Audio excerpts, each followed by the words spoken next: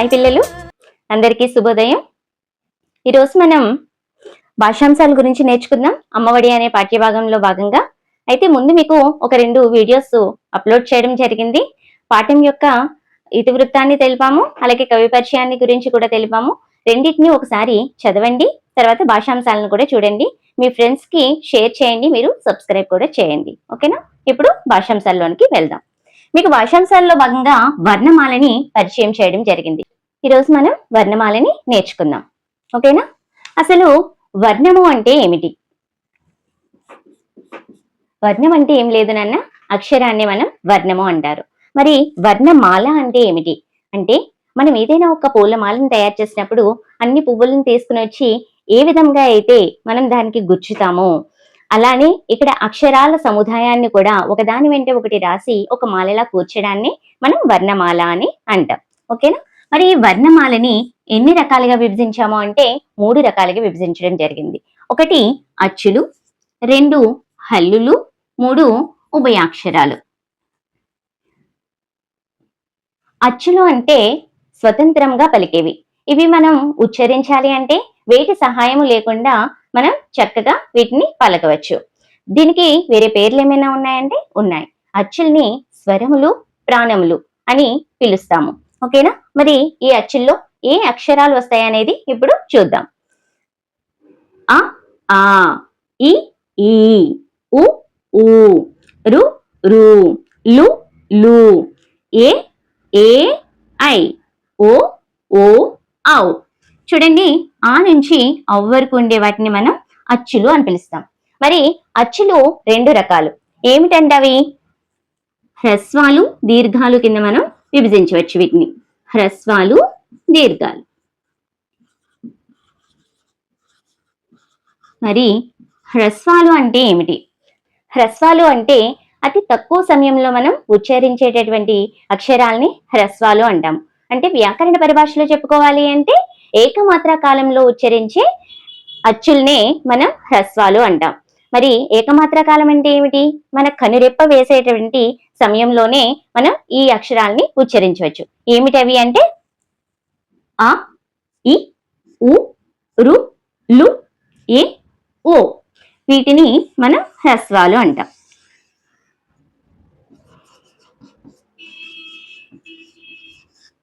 మరి దీర్ఘాలు అంటే ఏమిటి? దీర్ఘాలు అంటే ద్విమాత్రా కాలంలో ఉచ్చరించే వాటిని దీర్ఘాలు అంటాం. అంటే మనం వీటిని పలికేటప్పుడు కొంచెం హ్రస్వాల కన్నా ఎక్కువ సమయం పడుతుంది దీర్ఘాలు ఉచ్చరించేదానికి. అంటే 2 మాత్రా కాలంలో మనం ఉచ్చరించేటండి. అంటే 2 సార్లు కనురెప్పలు వేసి తెరిచే లోపల మనం ఈ అక్షరాలని పలుకుతాం అన్నమాట. చూడండి, ఆ, ఈ, ఊ, రు, లు, ఏ, ఐ, ఓ, ఔ. చూడండి, వీటిని మనం దీర్ఘాలు అంటాం. సరేనా? మరి ఇప్పుడు హల్లుల గురించి నేర్చుకుందాం. అయితే అచ్చులు మనం స్వతంత్రంగా ఉంటాయని నేర్చుకున్నాం కదా. మరి హల్లులు అయితే ఎప్పుడు కూడా వేరే అక్షరాల మీద ఆధారపడతాయి. ఏ అక్షరాల మీద ఆధారపడతాయి అంటే అచ్చుల పైన ఆధారపడతాయి. అందుకే వీటిని అస్వతంత్ర హల్లులు అని చెప్పేసి మనం పిలుస్తాం దీన్ని. ఈ హల్లులు ఎలా ఏర్పడతాయి అంటే మీకు ఒక ఉదాహరణ చెప్తాను. ఇక్ అనేటువంటి పొల్లు హల్లు ఉంటుందమ్మా. దీనిని మనం ధ్వని కిందే పరిగణిస్తాం. ఓకేనా? దీనికి మనం అచ్చు చేర్చినప్పుడు కా అనేటువంటి హల్లు చేరుతుంది. ఓకేనా? ఇప్పుడు చూడండి, ఇంకొక ఎగ్జాంపుల్ మీకు. ఇచ్ అనేటువంటి అక్షరం ఉంది. ఇక్కడ ఆ అనేటువంటి అక్షరం చేరినప్పుడు చా అనేటువంటి అక్షరం మనకి ఏర్పడుతుంది. ఓకేనా? వీటినే మనం హల్లులు అంటాం. ఇక్కడ చూడండి. అయితే వీటిని ఒకసారి ఉచ్చరించి చెప్తాను మీకు, నాతో పాటు మీరు కూడా పలకండి. క, ఖ, గ, ఘ, ఇఞ, చ, ఛ, ఝ, ఝ, ఇని, ట, ఠ, డ, ఢ, అన, త, థ, ద, ద, న, ప, ఫ, భ, భ, మ, య, ర, ల, వ, సే, ష, స, హ, అల, అక్ష, భండిర. ఈ అక్షరం అనేది ఉంది చూసారా, దీన్ని సంయుక్త అక్షరంగా పరిగణిస్తాము. ఓకేనా?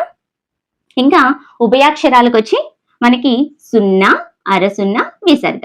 వీటిని ఈ 3ంటిని మనం ఉభయాక్షరాలు అంటాం. ఈ సున్నాని పూర్వానుస్వారము అంటాము, అలానే అరుసున్నాని అర్ధానుస్వారము అంటాము, విసర్గని విసర్గ అని మనం పిలుస్తాం.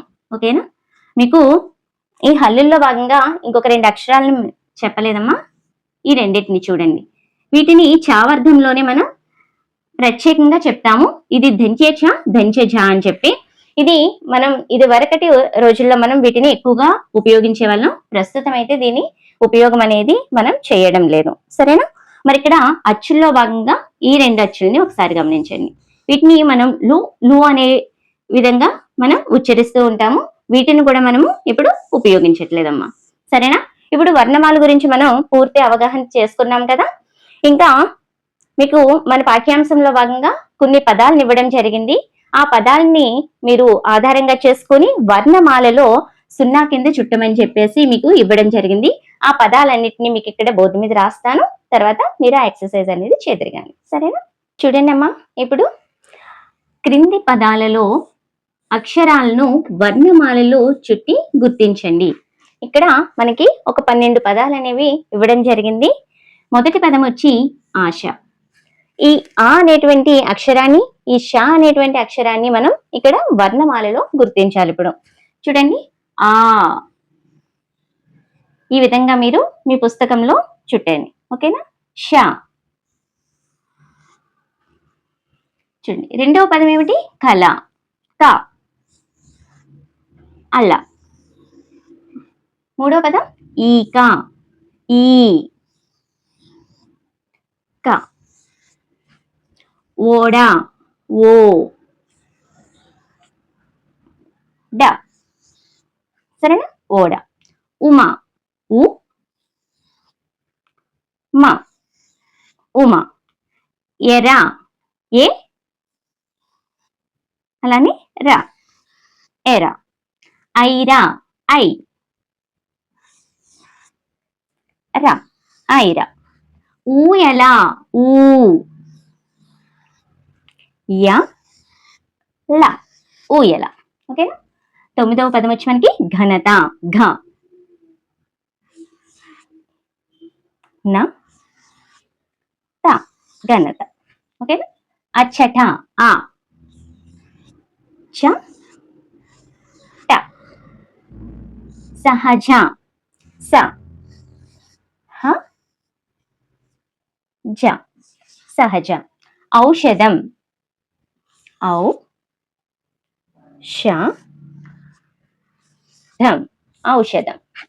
ఇలా మీరు ఇంకొన్ని పదాలని తయారు చేసి వర్ణమాలలో గుర్తించి, లేదంటే వర్ణమాలలో అక్షరాలని ఆధారంగా చేసుకుని కొత్త పదాలు అనేటువంటివి తయారు చేయండి. సరేనా? Thank you.